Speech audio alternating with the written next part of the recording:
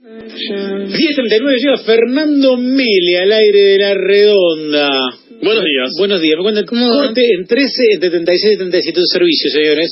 Un accidente moto-auto, mano ascendente. Es la mano que viene para el centro. Para el centro. Para el centro. Qué mal se maneja, Martín. ¿En serio?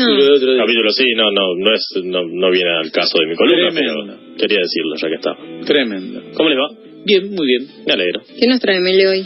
Hoy vamos a hablar de un señor que fue bautizado, y así comenzamos, miren qué particularidad. Ya sabemos fue bautizado. Fue bautizado, sí.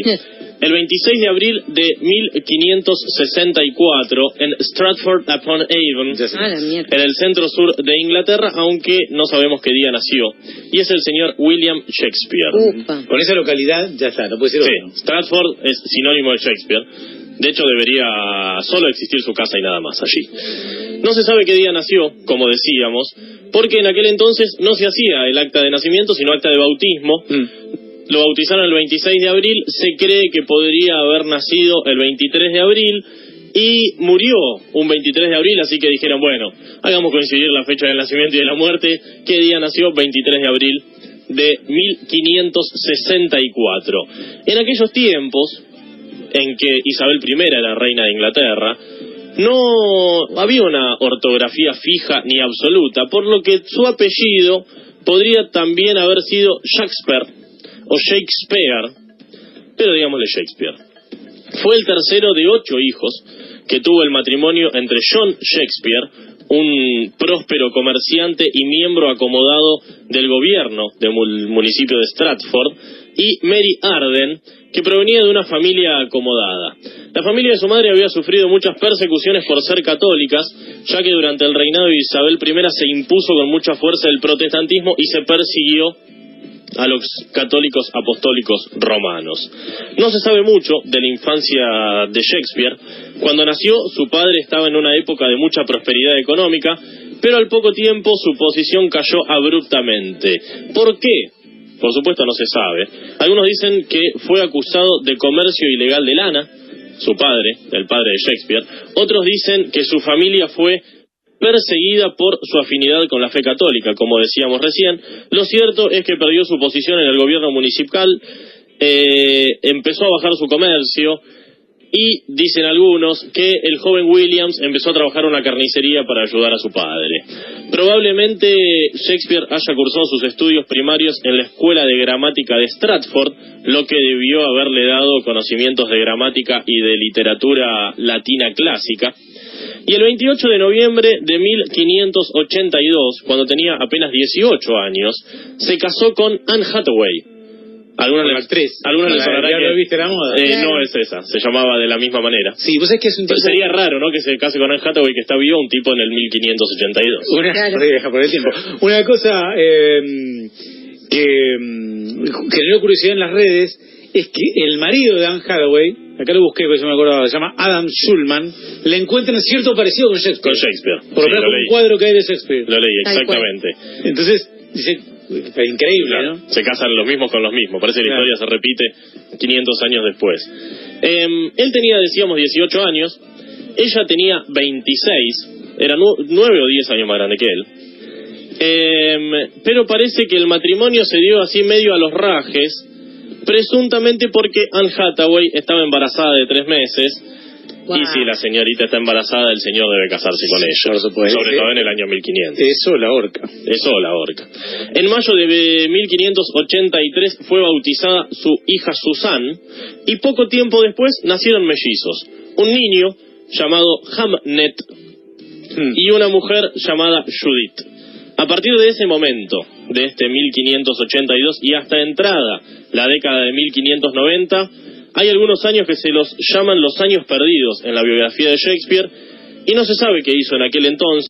Lo cierto es que apareció en Londres algunos años después, y hay algunas teorías de por qué se fue. Una de ellas dice que fue descubierto cazando ciervos en el parque de un juez de Stratford. El juez procesó a Shakespeare. Shakespeare, como venganza, le escribió una sátira un poco ofensiva, y el juez dijo: vamos a perseguirte hasta abajo de la cama, por lo tanto fue obligado a huir a Londres. Otra teoría dice que pasó por su ciudad una compañía de teatro y aprovechó la volteada y se fue para dejar a su mujer y a sus hijos.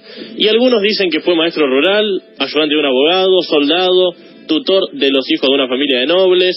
No se sabe muy bien qué sucedió. Lo cierto es que en 1592 Shakespeare estaba instalado en Londres trabajando como dramaturgo, y es descrito por otro escritor inglés llamado Robert Greene como un parlanchín indiscreto, embellecido con nuestras plumas, que con su corazón de tigre envuelto en piel de comediante es capaz de impresionar con un verso blanco como el mejor, y que es el único que sacude escenas.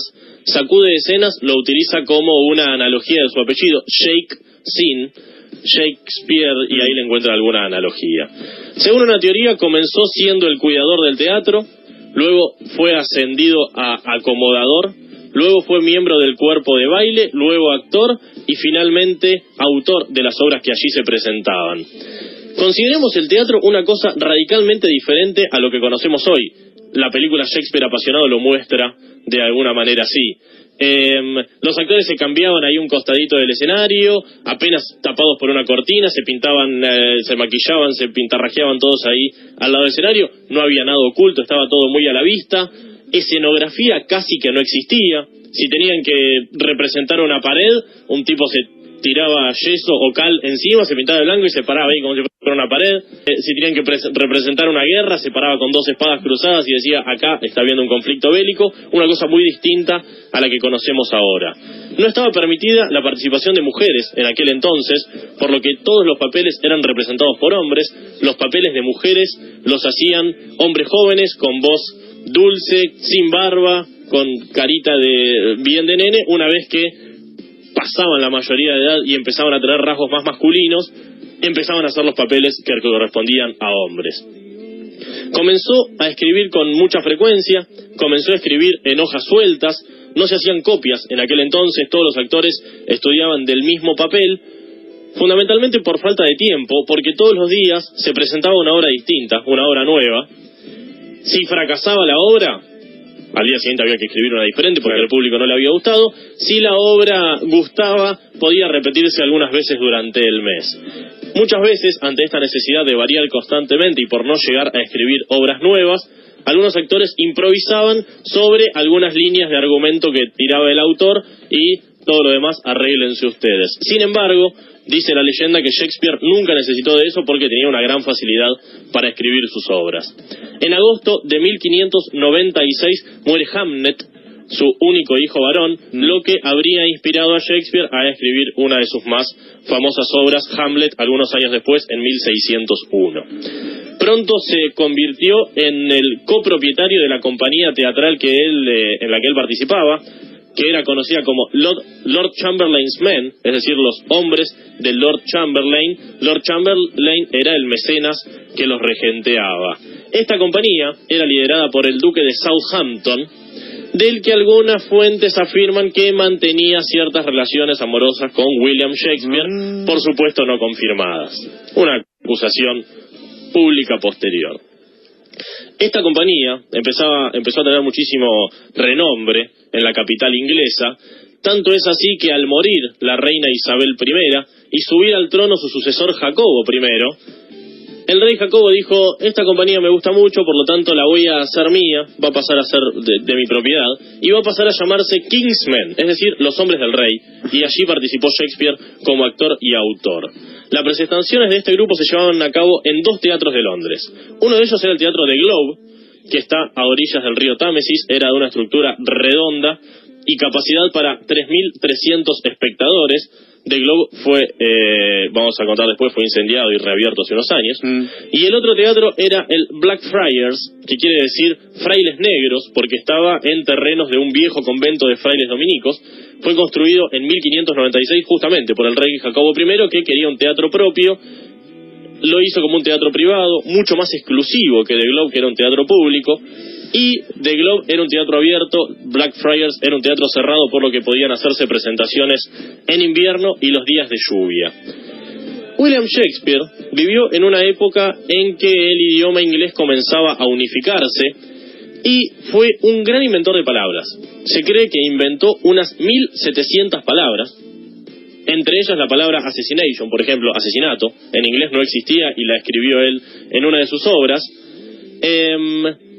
Y además inventó un nombre que se utiliza mucho en nuestro país también, y es el nombre Jessica. La primera vez que se vio escrito el nombre Jessica fue en su obra El mercader de Venecia. Fue la primera vez que se escribió el nombre Jessica y fue inventor de ese nombre y, como decíamos, de unas 1700 palabras. Algunos documentos dicen que Shakespeare ganó el suficiente dinero como para comprar una propiedad de las más lujosas entre los barrios más refinados de la City de Londres, cerca del teatro Blackfriars que mencionábamos recién, y además se hizo la segunda casa más grande de Stratford, un palacio donde en 1611, abrupta y sorpresivamente, decidió irse a vivir, dejando su gran éxito, que era el teatro. Nadie sabe por qué. El tipo dijo, no quiero escribir más, no quiero más el teatro, me vuelvo a vivir a mi pueblo natal y dejo el Londres de qué gran prosperidad me está dando. Su obra en total consta de 14 comedias, 10 tragedias y 10 dramas históricos. Esto es lo que se conserva hasta la actualidad, con una manera única de expresar sentimientos, de expresar dolores, de expresar el amor, de expresar las ambiciones de cada uno de sus personajes, y además se presentan en sus obras grandes dilemas éticos y morales, que es lo que los hace tan característicos. Algunos sospechan que muchas de sus obras no fueron de él, que son de otros autores y que él las firmaba. Algunos atribuyen algunas de sus obras al filósofo Sir Francis Bacon, recontra reconocido, o a un conde de Oxford llamado Edward de Vere. Esto, por supuesto, teorías conspiratorias. Shakespeare mata a casi todos los personajes de sus obras. Tan simple como eso. Sí, por eso tanta tragedia. Más de 60 personajes mueren en sus obras, 13 de ellos se suicidan. ¿Y cuál es la historia de amor? Romeo y Julieta. Romeo y Julieta Claro. es la historia de amor. Termina para el diablo. Romeo y Julieta dura, a ver si es tan amor, y todos quieren ese tipo de amor. Dura 3 días y hay 6 muertos. No sé si es tan ideal eso. No. Yo me lo cuestiono un poco. Digo, No, es una gran historia. Parece una historia de amor del conurbano. más o menos. Más o menos. Pero sí, es muy trágica. Muy trágico.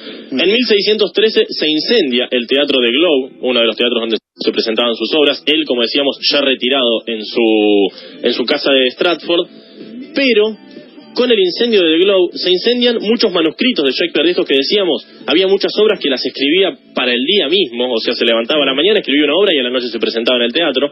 Se pierden gran cantidad de esas obras y finalmente muere el 23 de abril, el mismo día que su teórico nacimiento, de 1616, a los 52 años de edad.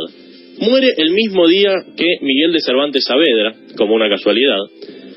Es el mismo día, pero no es la misma fecha. O es la misma fecha, pero no es el mismo día. ¿Por qué? Porque él muere el 23 de abril, pero del calendario juliano. Claro. Mientras que Cervantes lo hace el mismo día del gregoriano. Inglaterra todavía tenía el calendario juliano. Es decir, no murió el 23 de abril, sino murió el 3 de mayo de nuestro calendario actual.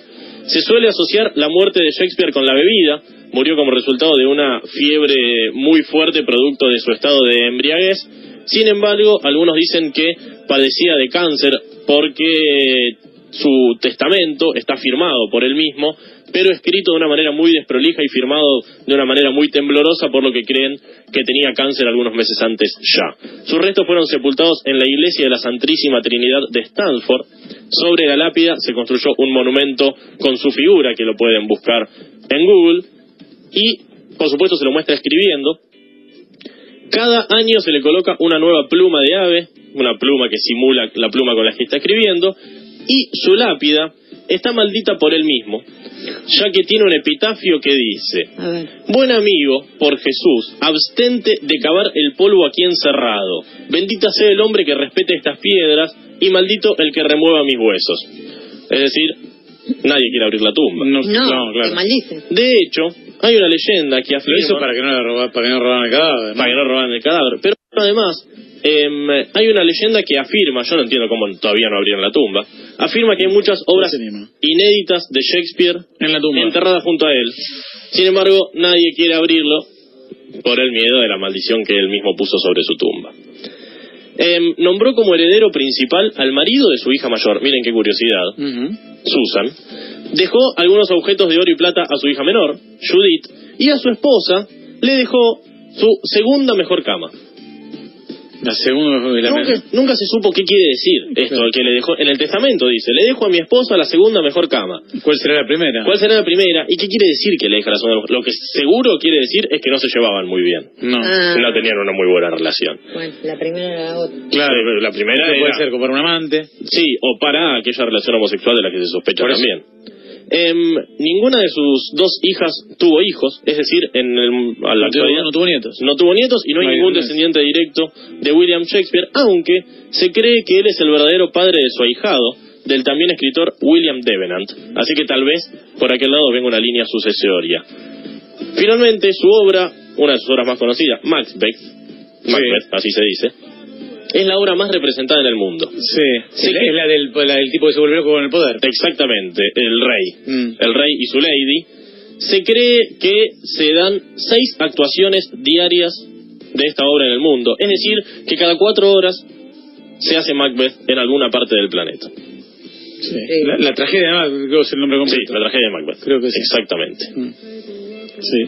Vos es que no leí Romeo y Julieta yo. Yo sí, solo Romeo y Julieta. Leí Macbeth y leí El Rey Lear de Shakespeare, pero no, ni Romeo y Julieta ni Hamlet. Yo solo leí, Hamlet tampoco, El Rey y Romeo y Julieta, únicamente. En el colegio, si mal no recuerdo. Claro, sí, también en el colegio. Sí. Bueno, bien, interesante. El teatro. El teatro. Este señor fue el teatro. Exactamente. Interesante, Fer, gracias. Hasta el martes que viene. Fernando Mede trajo sus biografías hoy con William.